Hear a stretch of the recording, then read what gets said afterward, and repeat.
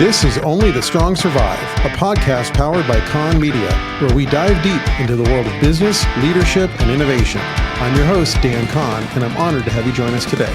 So, let's get ready to learn some survival skills together. Welcome back to Only the Strong Survive. I'm your host, Dan Con, and today I am joined by Phillip Griot, founder of Griot Motors. You've probably heard the Griot name from the car care supplier that his family owns and operates. Griot family has a lot more going on than you know about, and Phillip has a business that is separate from that other entity that we're here to talk about today, and it's really cool. Griot Motors offers car restoration, sales, consignment, storage, detailing, all at a level that you would expect with someone with that very well-known last name. Full disclosure, Phillip is also a client, and we've enjoyed working with him and his team for the past few months. And only because of that, as I've learned more about their business and his business acumen, I thought it would be a worthwhile conversation to learn more about his business, because it is a really modern take on a pretty sort of classic industry. So welcome to the show, Phillip. Thanks for coming on. Hi, thanks for having me, Dan.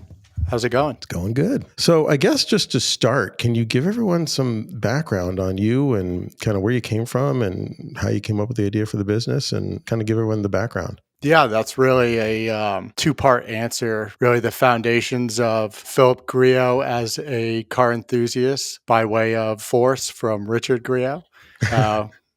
And the second part of that is really the natural progression of Griot Motors from a really collection management for Richard into really a fully fledged independent restoration and sales shop. So I guess I'll just go right into the labor camp of Richard Griot, where I grew up detailing cars since I can remember. Since my earliest memory, I can't remember doing really anything around my dad that did not have something to do with cars. He had no ability to taper or take a break away from cars. They were really his favorite thing to do, talk about. And even today, he just had surgery on his knee. He's emailing me at 3 a.m. about a car that he should not buy. And I'm trying to negotiate with him why he shouldn't buy that. There's cars throughout my life and moments throughout my life built around kind of my automotive driven life, where some of my fondest memories are in and around these vehicles. And they're not necessarily important cars historically to a lot of people, but they're cars that most of which we still have in the collection. And if they were ever sold, we've either gone back and found them, the specific cars, or we've bought something as similar as possible if that wasn't possible. We found a lot of joy being in cars and building them. We being my brother and I, because my two younger siblings were lucky enough to dodge the hereditary passing of car enthusiasm. But even for them,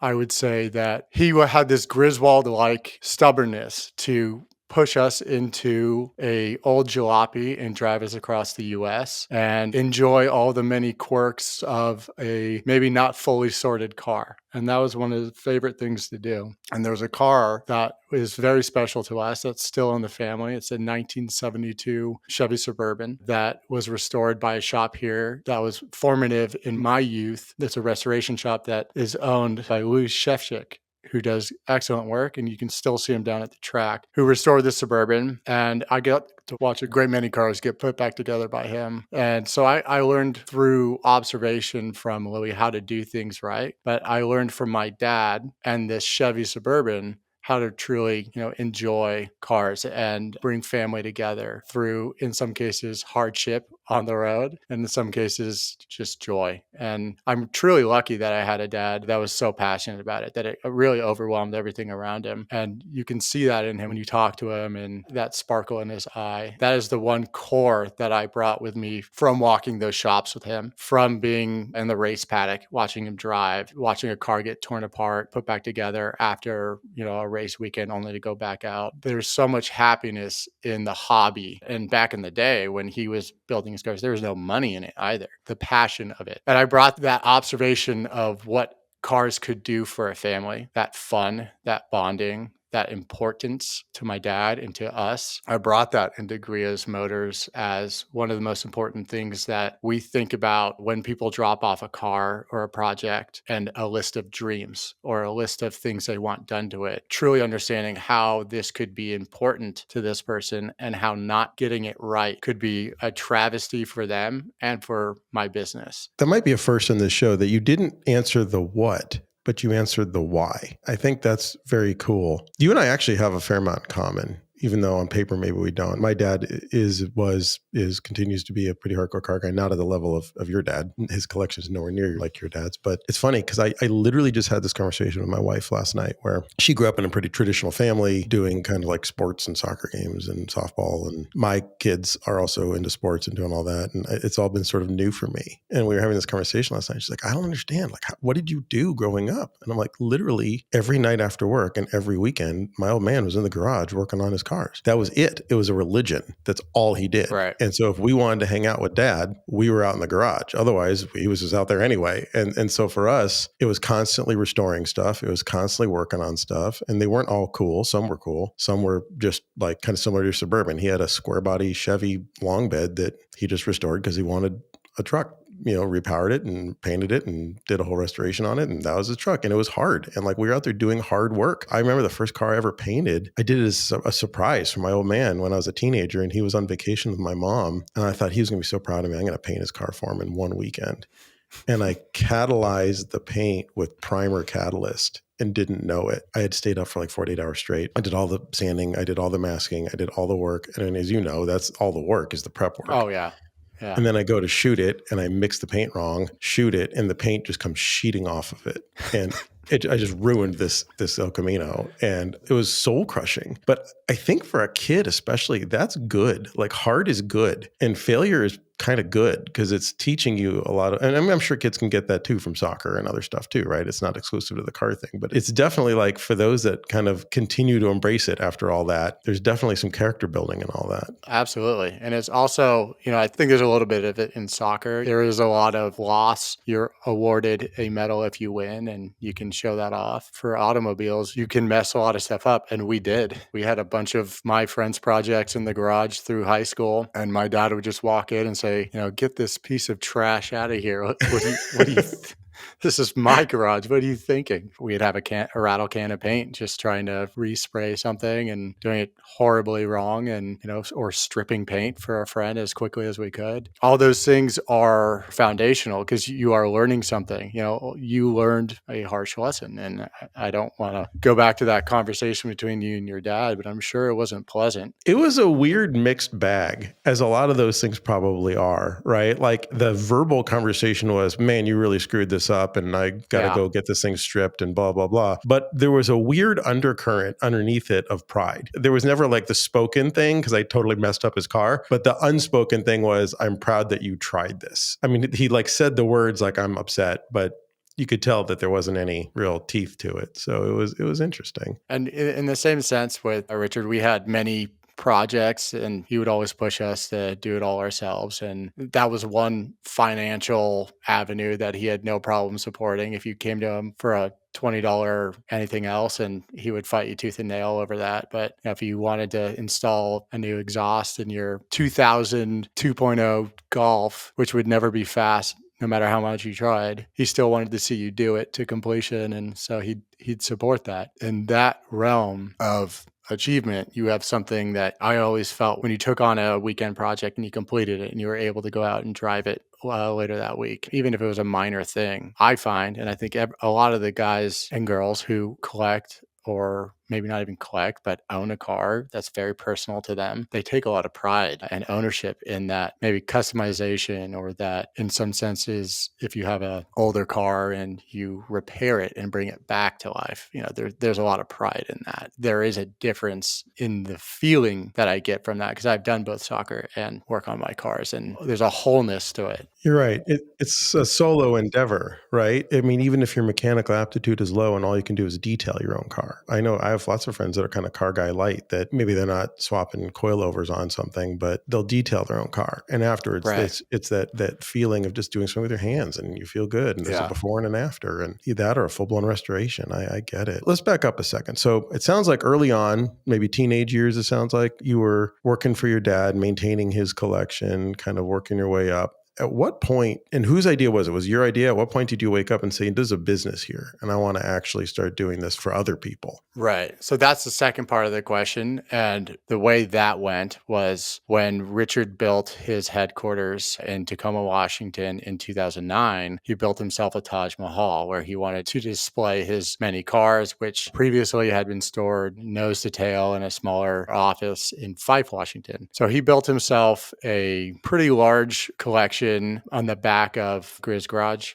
He called it the Skunk Works operation of Griot's Motors. And at the time, it was just kind of his joke. He brought with him the person who was managing his collection at the time, Tim Willard, and set him up with a single car lift, a bunch of tools, a bunch of parts racks. And from the get-go in 2009, it expanded in scope of what managing the collection was from, hey, you're maintaining these, you're making sure that the batteries are all charged, you're doing small minor work too, just this escalation and project scope. And that continued up until I joined in 2015. And the scope continued to grow through Griot's Motors naturally. I mean, by the time I joined, they had done the 312T, they had done a Shelby Cobra, and we were just starting the detail wagon when I came on. And the issues that I walked into as it was Richard's collection was that they were bumping up against Griot's Garage executives now, where there was now some heavy fabrication equipment and some roughshod paint equipment, where it was really Forrest at the time, who's now my shop foreman, was trying to paint as much as he could with a roughshod, hand-built painting hood. It was not the cleanest work. And the fabrication equipment, I don't know if you've used a planishing hammer or heard one operating, but trying to get into a deep work zone or deep focus while heavy fabrication equipment, especially a planishing hammer, are going off behind you, it's not conducive to a good working environment. So you're saying the corporate side of Griot's Garage was physically at the same location as you guys were doing all this restoration work at Griot's Motors. Okay, yeah, that would be super disruptive. There's someone out there Honestly, it's on the backside of Richard's office, so he can always see what's going on. When I came in, I was looking at natural problems that we were running into where we had jobs where Forrest had to make custom tools to complete certain fabrication projects. He's an absolute genius, by the way, and was able to do a lot of this stuff with very minimal work. Again, the scope was continuing to expand, and there was outside demand for our services for what we were doing. And at the time, what we were doing is we were preparing cars for concours events. We were restoring probably one or two cars at a time, maintaining and repairing previous restorations that had come in that maybe were not done to what we would call a 100% car. They were done up to maybe 95, but the brakes maybe didn't work very well, or there were leaks or things that needed to be addressed, which can be frustrating for people who, pay for a full restoration. It was tinkering, it was solving problems, a lot of detail work, and growing scope there. So in 2016, I sat down and said, here are all of our problems. Here's what we're currently doing. And our confines are space, equipment, and personnel. And I think even if no one came calling, we would have enough work to at least open a small shop. No one knows what we do here. That's how Richard wanted it. Always referred to it as a Skunk Works operation. It was by invite only that you were allowed to see the back area. And so I believe that if we opened a shop, both sales and restoration, that we would have a lot of success. And part of my talent was really putting together the historical documentation of all these cars, verifying their historical accuracy and making sure that these cars were done correctly and right. And Forrest's genius is that he could put anything back together that rolled on rubber and was made of metal. And from there, we found a storage location in 2018. It was a rundown old moving company. It was the ugliest building on the block. And we, like all metalheads, decided that we, instead of building something new, wanted to restore something old. And it took about 2 years to restore the facility and then outfit it with everything that we thought we needed, which was a new paint booth, full scale fabrication equipment, and a lot of lifts. and we thought we'd never fill this space. I was scared that I had overdone it. We opened February 2020, right into COVID. Boy, that's some timing. There was 3 months there where I was looking at my payroll like, oh my God, what am I going to do? And then we started getting calls. So it happened to work out. It wasn't easy since then. It's finally slowed down enough where, we're able to kind of sit down and strategize and have a better outlook than we did when we first started. Those are the foundations, essentially. I have to think that for that first couple of months, I mean, my business was pretty established by 2020, but in that first couple of months, there was still this massive holy crap moment just because it was so scary. Like, what am I going to do here? Like you said, with payroll and everything else. And but it sounds like you had kind of like an aircraft carrier catapult situation, because the nice thing about the COVID lockdown is once you got past that couple of months of scary, at least our industry really cranked up there for a while because everyone was stuck at home and dreaming and had some extra money in their pocket. And yeah, and we were very lucky that it went that way, because there's a lot of people that, if you were in the restaurant business, it did not work out that way for you. Some were able to pivot, I'm sure, quickly, but it did make us go back to the whiteboard, how we were planning on doing things. But we were very lucky to be able to, be new in the industry and agile and not have any concrete opinions on how business was supposed to be done. And also, I think, be willing to learn and adapt to what was a quickly adapting marketplace. And I say that as a salesperson. We had always been on Bring a Trailer doing well, but it really picked up during COVID. It really changed the way people bought and sold collector cars. And we were able to glean that change pretty quickly. Not really buy cars on Bring a Trailer, but Richard does. And then we fix them for him, sell on Bring a Trailer, and look at, okay, how can we convey, as a business that is determined to convey excellence, honesty, and integrity, how can we convey excellence, honesty, and integrity online? And for our clients that are calling us now from New York, from Colorado, from Portland, how can we, and all of our clients who did not even want to come in person and risk really anything at that time, how can we portray progress to them transparently, with their projects that they had? So both restoration and sales were, right off the bat, we went back to the drawing board because we were expecting foot traffic. We were expecting giving people tours, and it just changed things. That wasn't going to happen anymore. One of the things when we first started talking with you and your team, and I started kind of investigating your business a little bit, something that really stood out to me and made me interested personally in learning more about your business is that, and I've spent my entire adult life in and around this industry. And including as a kid, like I just grew up with a car guy dad and a car guy grandfather. I grew up around this stuff. And it's interesting that for a long time, the whole like restoration shop sort of business model never evolved for like 50 years, right? And I mean, I remember being a kid and my dad used to spend a lot of time hanging out at this paint and body shop, and he was friends with the owner. And it was like the guys that worked there were all these like societal misfits. Like half of them had gone and like done prison time, and like, they're all chain smoking in the paint booth, like spray gun in one hand and a Marlboro in the other. And like, it was just, that's how it was. And like Gene Winfield's shop, the famous customizer, was right down the street. And we go there and it was like a total hovel. Like there's just like piles of old junk up to the ceiling and it was filthy. And like the fact that he was turning out amazing paint jobs is shocking because it was so filthy in there. It was just gross. And none of these guys were really good businessmen. They were constantly on the verge of going broke, and they're constantly kind of robbing Peter to pay Paul. And then as I became an adult and I started working in the media and in magazines and then doing this business, and I worked with a lot of builders, it's very rare that you find a restoration shop that A, is like clean and organized and staffed by people who are actually like people, and they can actually like relate to other humans. And also that they can like run a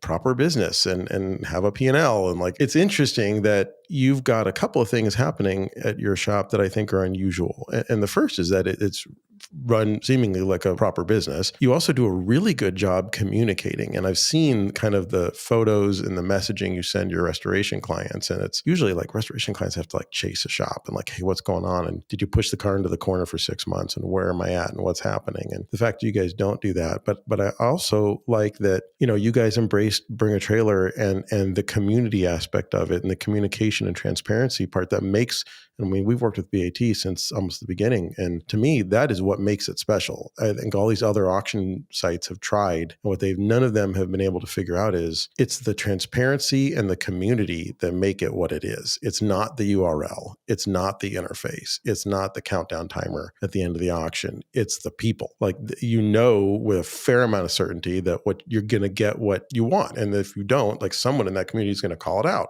and the kind of bad actors get kind of pushed out. So the fact that you guys have sort of embraced that in a way is really interesting. And the last thing that really stood out to me, and I'd love to kind of hear from your thoughts on this, is usually like a restoration shop has like they're a Porsche shop, and maybe they occasionally do something else, but it's usually just air cooled Porsches. Or they're a Ferrari shop and they mostly do Ferraris. They might do occasionally like a Maserati Bora or something, but for the most part. But you guys have gone out, you've done everything from Niki Lauda's 312T to what has to be the most elaborately restored Mark II Golf I've ever seen in my entire life. That's a lot of range. Is this something that all evolved over time? Because it seems like you're very progressive in terms of how you run your business compared to most similar businesses. I think I was lucky to grow up with a lot of good, my grandfather was a great businessman. My dad's a great businessman. I read a lot of books in the planning stages. Or I think I read E-Myth like 6 times and just harped on process above all. And Forrest and I, when we were building out the shop, we were looking at it as if it was an assembly line.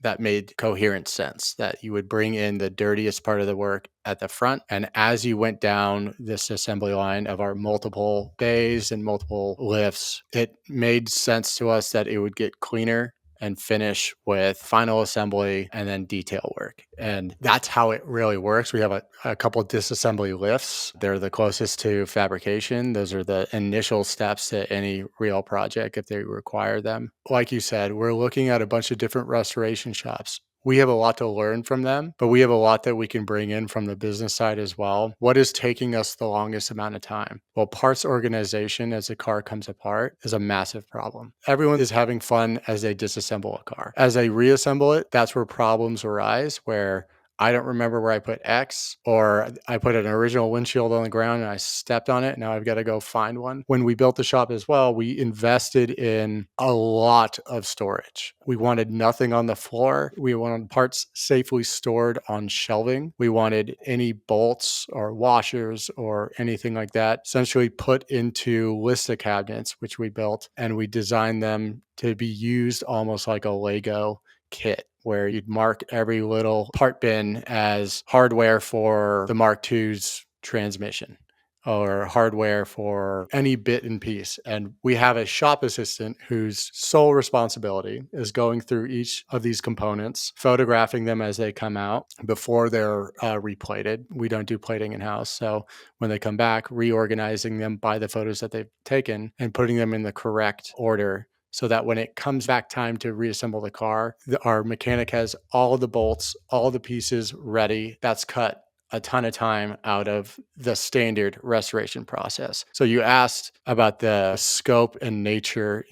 Some people have a Porsche shop and whatnot, and some people are all Ferrari. I don't have that kind of attention span. I love all different types of cars. It's something I get from my dad. I can step into a Fiat 500, not really fit in it, but really appreciate the design and how fun the car is.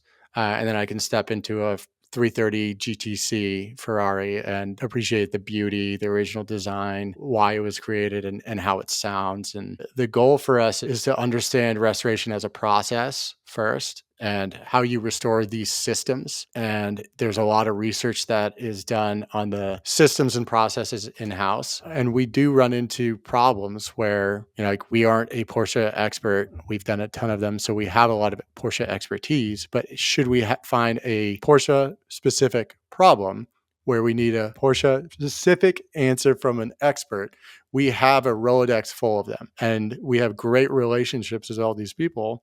I'll pay to send them out, walk around the car, and diagnose these questions that we don't have answers to. We won't make up answers. We're young. We have to learn from these people. We understand that. And part of the formation of this business was to protect what I think is important in these cars, in the history of these cars. And I find that critically important. And sometimes we don't have the answer, and that's okay. But the breadth of knowledge we have on all these cars improves our understanding of restoration in general. And our restoration process is excellent and it's always improving. And we're always looking for ways that we can improve it. And that starts at communication with our client and ends with the transparency of our bill that we send in at the end of the month, where they know everything we've done. It comes with photos, it comes with descriptions, and it comes with every single parts receipt that we had through the last 30 days. And we want every single person who restores a car with us to be able to look through and say, they did everything they said, everything from the bill lines up, and here are the photos of what they've done. And if we're not working on their car, then that's what we communicate to them. But that's very rare. For what we're trying to do is we're trying to simplify the life of the client who only really wants to have fun. And the understanding of the contract there and the transaction is that this is someone who has enough money to afford to pay us because they don't have the time to do it themselves. And we appreciate that. And our goal is to not waste their time and give them exactly what they want and allow them to enjoy their car in whatever way they see fit. That's a great answer.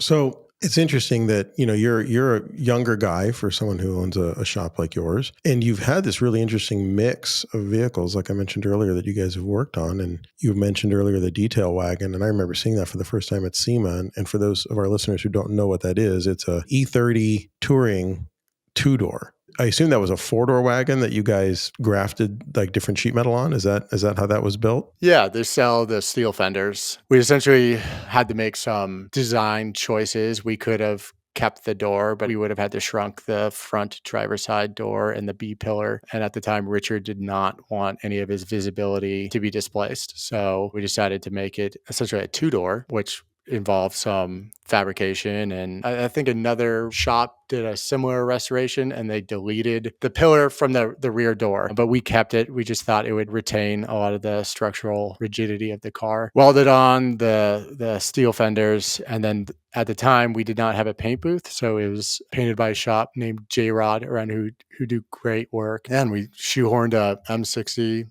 V8 into the car, and it drives like no E30 I've ever driven. It's an incredible car. It was a 325iX that came from Japan, and we'll just say it was bought under an understanding of different conditions. And when it showed up, it was kind of, we'll just say it was beat to hell. Richard decided that he was going to restore it, but they were going to dip their toe in regards to entering SEMA, because we had been marketing and we had booths at SEMA. I think now for like 20 years, we've had a booth at SEMA, and we'd always invited client cars into the booth. And I think that was the first year it was, hey, let's put our own car in there and we'll broadcast this build. That was the first car Griot Motors built that was on a very tight timeline. With a lot of whip cracking, and to this day, I think was the most stressful build that ever left Griot Motors, but it was fun. So what I think is interesting is you did a 2-door E30 wagon. You mentioned, I mentioned earlier, you did a pretty elaborate GTI restoration on I think a Mark II. Mark II. Yeah. You guys have done you did a Lancia Strada. Is that intentional, or is that just because there's a lot of kind of like newer 80s era stuff going on in your shop? Is that because that's what you guys are kind of interested in? Is that what customers are bringing to you? Is it sort of just works out that way? Is that where things are going? I'm curious, like, where do you think this is all headed? That's like a multifaceted answer. And I might get a little ranty here. Our clients that are sending those cars, that's just what they want. And those clientele are a little bit younger than our average restoration client. They're probably early 50s, mid 40s, and these are their high school cars in some cases, or the car that their mom or dad drove around. And then I know for the Mark II, it was the car that he drove around in high school. When it started, he wanted it done fully original, and then he brought us a toy model with some slight modifications. And then it went from that to, hey, let's do a VR6 that revs out to 9,000 RPM and has 350 horsepower and completely changes the entire dynamic of the car. So it was an awesome car. No, yeah. But we're seeing a lot more of it. And there's just cycles in cars. And I think, 2011 started the Singer cycle where everything has been, Singerified. And I have people who ask me all the time, what is the next Singer car? I think we're going to start going away from Singer type cars in the future. I think we're kind of hitting that pinnacle now. I think the reason I believe that is everyone is releasing a limited production hypercar that is undrivable and legally registerable in the US. And Super so expensive. super expensive, unaffordable, unless you're the top of the top. To me, I'm not even excited about those releases anymore, which is a great internal compass for me that I think these cars are they're losing a little bit of the excitement for the crowd. And I don't know about you, but that's just how I feel. And the conversations I'm having with people now are, how could we redo like a very economical car? Like how could we do like the cheapest, most economical car and do it really well? And it's an interesting question because the guy who asked that is doing a Mark One Rabbit with a TDI engine in it, and his goal is to get as much range out of that car as possible. It's not really a gas mileage or an environment thing. It's just that this car, it's fun. It's not a $1.5 to $2 million car that mostly will be undriven and just looked at. I think you're right. And it's interesting. My little tiny footnote in this whole thing is that when I was growing up, my dad was a pretty traditional American car guy. And, you talk about everyone wants what they had in high school, right? So my dad graduated in 65 and his car in high school was a 55 Chevy. And to this day, and he has a lot of cars and he's owned hundreds of cars, he's always looking for 55 Chevys. And it's like, man, like, come on, like you're still, but no, he's got all sorts of Italian stuff and everything else, but it's set the hook and that's what he's interested in. So I think that's every generation, right? Every generation wants the thing that was cool that they couldn't afford when they were, I mean, to be honest, like every time I see a 93 Cobra drive by, I always look because that was a badass car when I was in high school. And, Yeah. None of us could afford that. And I'm like, man, that's so cool. And I've owned a bunch of Fox bodies and the interiors on those things are awful. Like you have to basically redo the whole car, but I still want one because they're cool. And I've owned a bunch of 90s stuff because it's interesting. But I was exposed in high school. I became pretty good friends with this guy who actually owns a well-respected Porsche shop in Southern California now. And his dad was a Porsche mechanic and a Porsche guy. And they were in the R group, which at the time was kind of a bunch of just working class dudes, with the exception of like Freeman Thomas, who's Freeman Thomas. But other than that, it was mostly just regular guys that had older, kind of rough air-cooled Porsches, and they'd go run Mulholland together. And like it was a social club. It wasn't like a bunch of rich guys going to concours. They were out driving hard. Dickinson joined that group, I think, when he had some money from being a singer, which is where the singer name came from, right? He was in Catherine Wheel and kind of hooked up with those guys and had a car built for him by those guys, ELG and TRE, I think, did most of the work on the Brown Bomber. So like I remember, I had my first little office in Reseda when Rob came in and said, hey, I have this idea for a business. I'm going to build a business model around recreating my car. And I need a marketing plan to get my father-in-law to invest in it. And I went, okay. So I wrote a marketing plan for him. And then like a week or two later, some other British guy shows up in my office and said, hey, Rob sent me down here. Can we borrow all your camera gear? Because now we need to shoot a video. I'm like, no, you can't borrow all my camera gear. What are you talking about? Like, get out of here. And that was it. That was the last thing I ever heard from Dickinson again. And at the time, then I heard he employed the marketing plan, and my buddy that was in the Porsche business came to me. He's like, this guy is nuts. He's not going to get $500,000 for a resto mod Porsche. No one even wants those. This is a stupid idea. It turns out not a stupid idea. I think, and they've done a good job. And to your point, they normalized something. I mean, I don't think the Ineos Grenadier would exist today if Singer didn't exist first. No.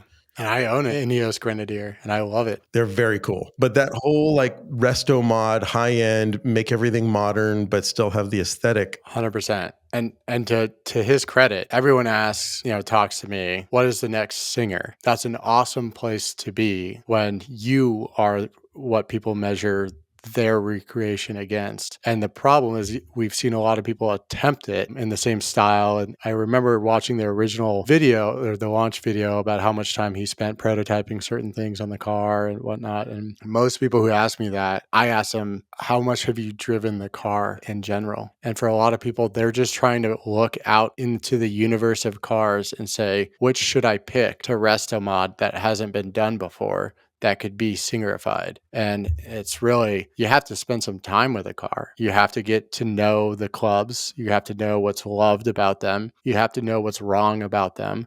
And you have to both fix what's wrong about them and cherish what's right. And he did that so well that it's a brand and it's the measurement.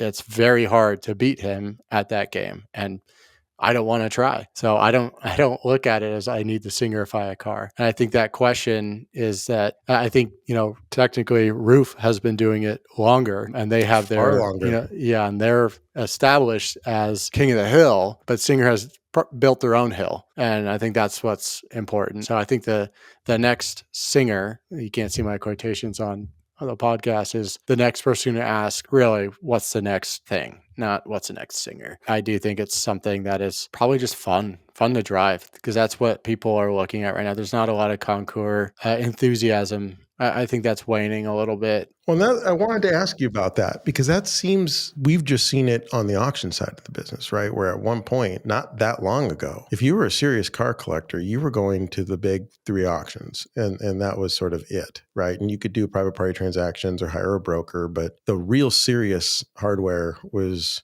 going through RM, it was going through Gooding, it was going through Bonhams. Like, there was these sort of tentpole events on the calendar every year, and that's where those cars were changing hands. And I mean, having worked in that industry a bit, it was sort of interesting that the guys who owned those auction houses, in many cases, would be responsible for building a collector's collection for them. And then when that collector dies or gets old and wants to divest or whatever, then they were responsible for sort of dismantling it and selling it off and building it for the next guy. And it was this like weird sort of ecosystem that existed. And it appears that that has been totally disrupted by things like Bring a Trailer. And I'm wondering if you're seeing that happening in the Conquer world as well, because it's certainly, and just from my own experience, it seems like the Quail is absolutely thriving. Things that are more like experiential. And then you go to a more traditional Conquer with like the blue blazers and the guy with the hat, and they're doing the judging. And it's like, I mean, there's still a lot of people there, but it definitely, the crowd is looking a little gray. Yeah, no, that's a good question. And I think, I do Pebble every year and I hate it. I'll be frank. I have like every Dawn Patrol hat you could ever want. I'll keep them because they are memories. And we have taken multiple cars to Pebble, have won our class. When you do that, it's a huge achievement, I think. It still means something and it's still important. But I think the enjoyment is not there. It's so formal that it sucks a lot of the fun out of it. But it's a very well-run show. I did the Quail last year, and I think I've done it. I skipped 2 years because all of my kids and my wife, all my kids were born in August. So I've missed like 2 or 3 years. That's tough timing. In a row. Yeah. So it's always a negotiation to get down there. I always have to trade something. The Quail is an incredible show, in my opinion. It's fun. It's something that my wife wants to go to and that she knows about. She knows what Pebble is because of me. But if she brought friends down, they'd go to Quail because of what it is and because of what it does for the proximity, the size of it. Pebble is just so huge. I guess the amount of square footage that you have to walk, I think just how the food and the hospitality of the Quail is just different. I always leave Pebble pretty hungry because it's just hard to find anything that's worthwhile to eat. You're right. And I compliment their team at Pebble. That is a massive thing to have to organize, from picking the classes to curating the field to managing the judges. I mean, it is a lot of moving parts to do something like that, especially at that level. And so I can't imagine the work that goes into that. And I respect the hell out of them for it. But to me, I think you're right. If somebody asks me if I could describe the sort of tentpole events of Car Week, what I typically tell them is Pebble is sort of a living museum. It's about the cars. And so they're really trying to highlight the historical importance of these cars. Quail is about the people, and the cars are there, and it is a car event, but it's really about like networking and socializing and having fun. And you see a lot of people smiling and sitting around having a cocktail or having a meal, I randomly sat at a table a couple of years ago with a client. We were walking the field at Quail, and there's just 2 open chairs at a table. I sat down and look over, and the people were sitting across from us, David McNeil and his friend, and have a 20-minute conversation with the guy. And he was just like a regular dude, just there looking and just having a good time. And it was cool. And I don't know, there's a lot of places where that would happen. And then the third thing for me is the Rolex reunion. And just for me as a car guy, I really like that event. And I like that I can just sort of wander around the pits and I can see awesome stuff and hear it and smell it. And it's a very visceral thing. I've always, since I was a kid, loved that event when it had a different name, and I still really like it. Look, Pebble is an incredibly important event. It is the event. I think the problem with it is that they're lagging the industry tastes a little bit. They did a lot by allowing motorsport cars in, but I still think that there's a large lag in regards to what people find exciting. But It's not really about, like you said, the people. It's about the celebration of these cars. And honestly, it's awesome when they all get together. I love the cars, but I can walk Pebble and be done in an hour and just want to go home. And they have seems like the firewall is somewhere around 1970, but the ironic thing is that was over 50 years ago. So it's not like these are current cars. A car from 1972 is older than a Duesenberg was the first year that they did Pebble. You're right. There is some sort of a lagging thing there. As you kind of manage your business and lead your team, and you kind of look down the road, because obviously that's something that all leaders need to do and prepare for the future. What do you see coming? Where do you see Griot's Motors going? Where do you see the market going? Is it more restorations? Is it more selling of vehicles? Is it kind of a mix? Is it something totally new? I guess it's the question that keeps me up at night sometimes of where is it going? I think there will always be a marketplace for cars. So the sales aspect is pretty easy to understand, and just knowing trends and keeping your finger on the pulse there it's just talking to car guys and looking at markets. The restoration side it's more of having great relationships with clients. I guess our strategy is really establishing deep connections and bonds with our clients where we feel like we can meet whatever their needs may be, rather than go out and try and sell a product or meet a trend. It's really, they will dictate to us what those trends are. Ultimately, they have, and that's what we have worked on. I would love to see a 300 SL roll through my shop floor, and a Mura, and all these cars that I love, and they will one day. But right now, a lot of those cars were restored 10 years ago. So you don't see a lot of unrestored Miras coming through. Maybe in the next 10 years, that cycle will come back. But what we are seeing a lot of is 30-year-old cars that do need some love. F40s that are coming in that like they need some touch up. And for the purpose of a $3 to $4 million car, a touch up is like a very fine detailed comb in that sense. So where do I see that going is a harder question to pin down. Right now, it's that people like to enjoy their cars. They want to drive it. They want it to have some modern touches that are concealed and made to look, period. We might see a love of Concours cars come back. I'm not sure. That's where I try and be nimble and agile. I think that's why my focus is on systems. The whole fear when I got into this is if I become a Porsche expert and then all of a sudden it'll happen, but trends change, I'm no longer in favor. I wouldn't want my business to suffer because of that. I would want to be able to capture any trend, any movement in that sense. I'm curious. I don't know if this is a really easy question or a really hard one. What's the favorite thing that's rolled through the shop? What's your favorite personally? That is a hard question, actually.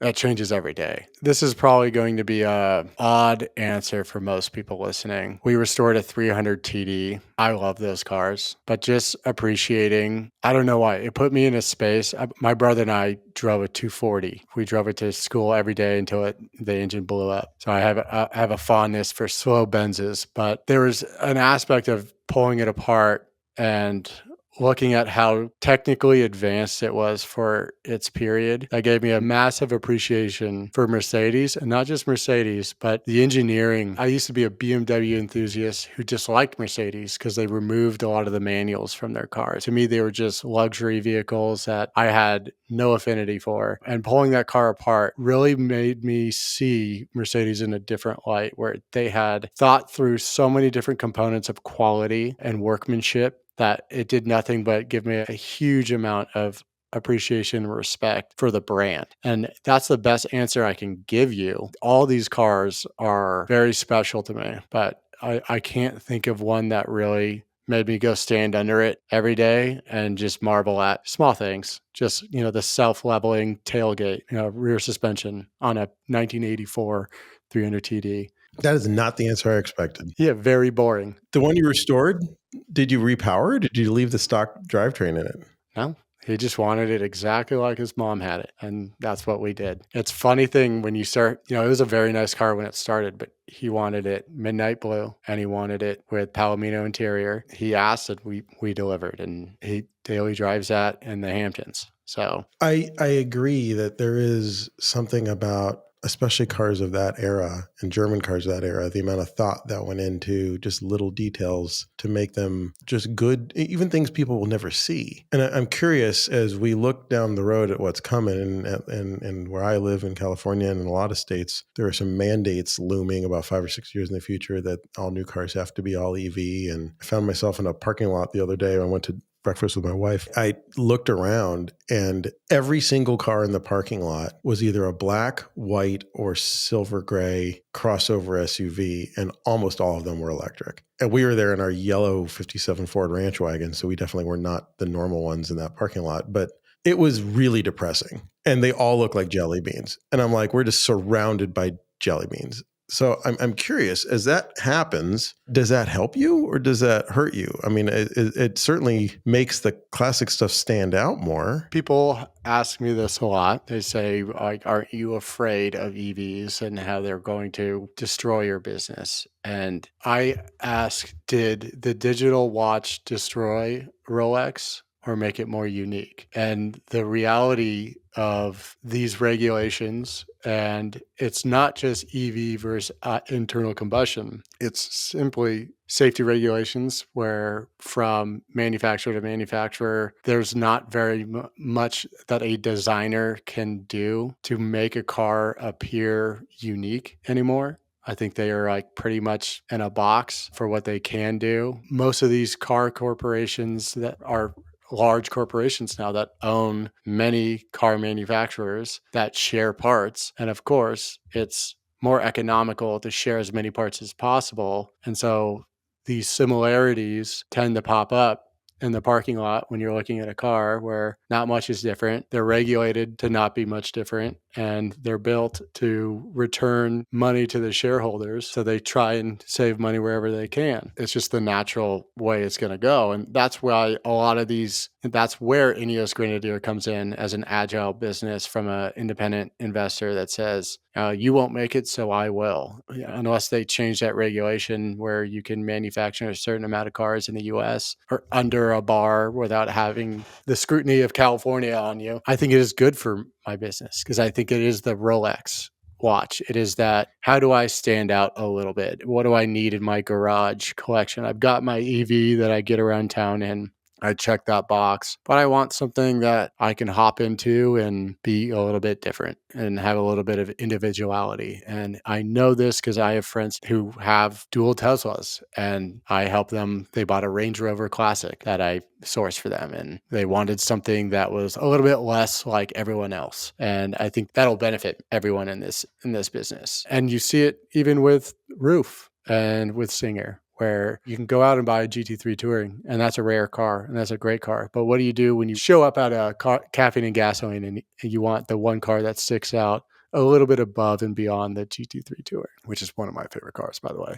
Well, you knock on Roof's door, you call Singer, and you find something with a little bit more individuality, a little bit more creative elements. I love the watch analogy because it's spot on. And I think there is something to be said for an analog thing. There are certainly days where I wish I was in a self-driving Jetson pod and I could multitask and work on email while the robot does the driving. But I'm very fortunate to have had a little seat time in a Roof CTR anniversary, and it is by far the best thing I've ever driven. And it is totally analog. And that's what I love about it. Like, the steering wheel is mechanically connected to the wheels. Like when you shift it, you can feel all the linkages moving. Like, I like that. And I think a lot of people do. Right? I think that's why this whole thing exists. You can appreciate both. And I do. I think everyone expects someone who owns a restoration business to be like, just spit on the idea of an electric car. And ultimately, if internal combustion cars are banned permanently from the US, I spent 4 hours walking SEMA. They're already building kits to essentially shoehorn some electric powered motor into a classic car. It'll happen. I'm not worried. I have no concern about it. I look at electric as what humans always do, which is push the limits and boundaries of innovation and create wonderful and amazing technologies. And I look at what I do is, for everyone else who wants to have fun, that's what we do. Yeah. And I think a classic car, whether it's from the 90s or the 70s or the 30s, to me, part of what makes them great is that they're a time machine. You get in it and the smell and the sound and the feel of, leather or vinyl or, whatever the upholstery is, and the fact that it doesn't have great sound deadening and the fact that it's not a pod, that's the charm of it. Is it takes me back. That's why everyone wants that high school car or their mom's Mercedes TD or whatever it is. It's because they want to be reminded of that better time or that different time. Well, the first thing, and this isn't technically a classic car. It's a classic to us, but my dad owned a 2001 740i. Nick Griot, my brother, and I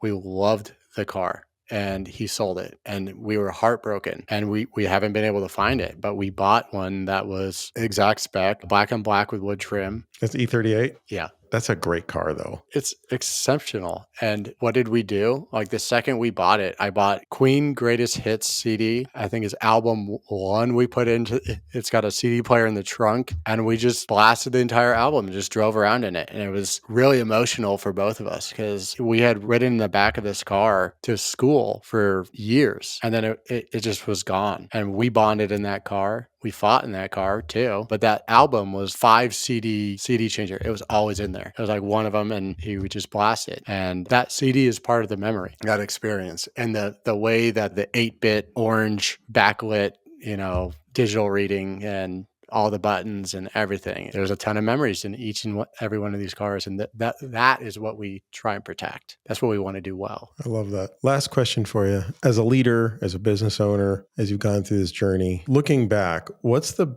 biggest mistake that you can think of, and what did you learn from it? Ooh, so many. Hard to pinpoint the biggest mistake. I think my biggest mistake, and it's more of a accumulation of mistakes that I would put under one, but it's really this weird mindset that I had where I would try and do things the hard way to save money, where experience was required. And the reason I hired you guys is because I had no experience. I have desires to learn, which is why I read about it, but it's a skill. There's something there that needs to be learned, and then you have to continue to learn and continue to improve and continue to measure. There's so many things you have to do as a small business owner at the start. I tried to hire and do it myself. And if I don't know anything about it, I can't train anyone to do it well. And I can't set expectations. So I guess what I'm trying to say is know what your strengths and weaknesses are, and then compensate someone well to cover your weaknesses. That's the biggest thing I've learned, is that after 5 years, I know what I'm not good at better than I do know what I'm good at. And I don't do those things anymore because it's what leads to folly. So that's the biggest lesson I think I've learned. And it's from not failing once, but continuing to stubbornly believe that I can figure it out. That just takes time that I wish I had back, but I don't. And so you learn and you apply that to everything else you do going forward. Hide those weaknesses. That's a good answer. And I can relate to that. I think most people probably can. Hide your weaknesses. Well, that was great, Phillip. Thank you very much for coming on the show. Let everyone know where to find you and your company if they want to learn more. Yeah. So you can go to griotsmotors.com. You can also go to our Instagram at griotsmotors. Well, thank you very much for having me on. And it's been great. It was a great conversation. Yeah, I enjoyed it. Well, that is the end of today's episode of OTSS. Please let us know what you think by rating this podcast on the platform you're listening to. We now post these videos as well on YouTube, so be sure to like and subscribe there at OTSS Podcast. Likes, comments, and reviews all really help the show, so please give us a 5-star review if you enjoyed today's episode. Thank you again, Phillip, for coming on the show, and I hope everyone has a great rest of their day.